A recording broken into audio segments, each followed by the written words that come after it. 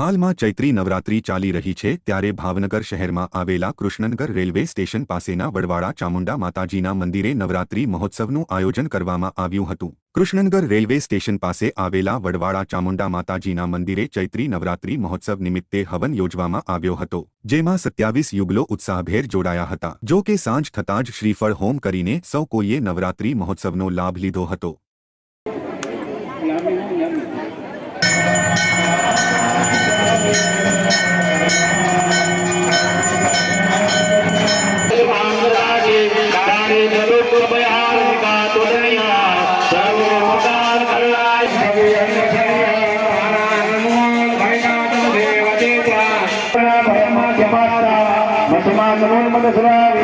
દરેક કુંડ પર ભાઈ એકના મંડપમાં પધારજો અને શ્રીફળ જો ભાઈ દરેક કુંડમાં